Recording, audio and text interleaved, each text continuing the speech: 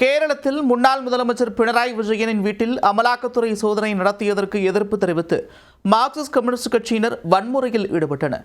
அதிகாரிகளை அச்சுறுத்தும் நோக்கில் தாக்குதல் நடத்தியவர்கள் மீது உரிய நடவடிக்கை எடுக்கப்படுமா?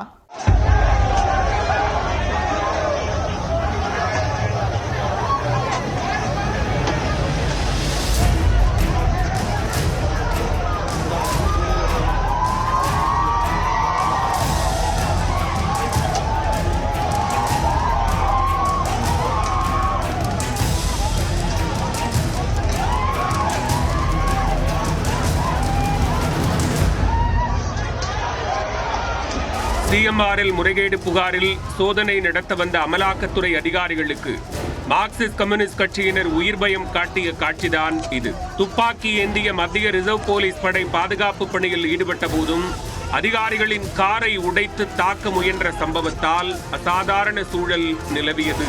நடந்தது என்ன?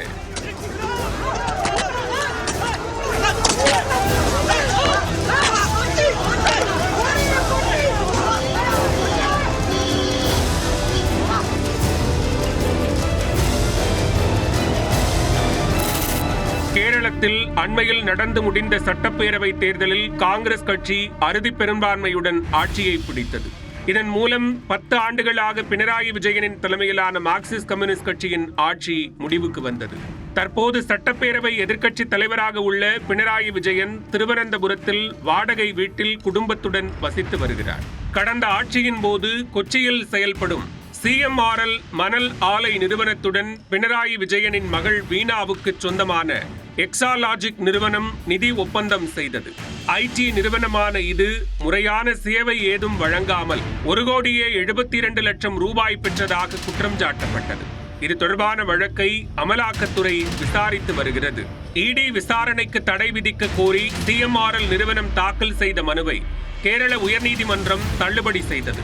மாறாக தொடர்ந்து விசாரணை நடத்த அமலாக்கத்துறைக்கு உயர்நீதிமன்ற தனி நீதிபதி அமர்வு அனுமதி வழங்கியது. அடுத்த நாளே அமலாக்கத்துறை அதிரடி சோதனையில் இறங்கியது. திருவனந்தபுரம் பேக்கரி ஜங்ஷனில் பினராயி விஜயன் வசித்து வரும் வாடகை வீடு, கண்ணூரில் உள்ள வீடு மற்றும் கோழிக்கோட்டில் உள்ள அவரது மருமகன் முகமது ரியாஸின் வீடு உட்பட அவர் தொடர்பான 10க்கும் மேற்பட்ட இடங்களில் ரெய்டு தொடங்கியது.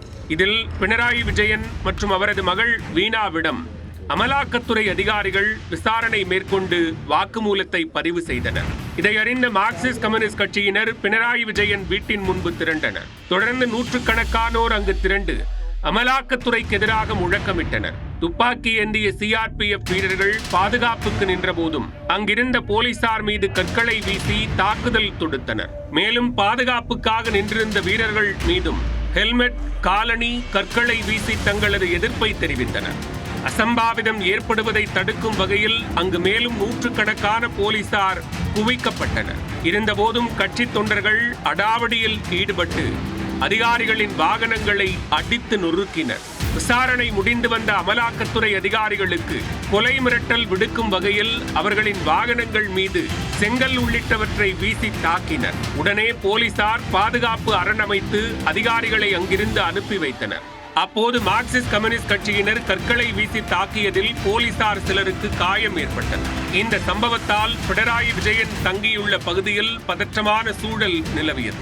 ஒரு வழியாக போலீசார் போராடி நிலைமையை கட்டுக்குள் கொண்டு வந்தனர். இந்த சம்பவம் குறித்து போலீசார் வழக்கு பதிவு செய்து விசாரணை மேற்கொண்டு வருகின்றனர். முன்னாள் முதலமைச்சரின் வீடு மற்றும் அவர் தொடர்புடைய 10க்கும் மேற்பட்ட இடங்களில் அமலாக்கத்துறையினர் நடத்திய சோதனைக்கு எதிர்ப்பு தெரிவித்து மார்க்சிஸ்ட் கம்யூனிஸ்ட் கட்சியினர் வன்முறையில் ஈடுபட்ட சம்பவத்தால் கேரளத்தில் பெரும் பரபரப்பு ஏற்பட்டது.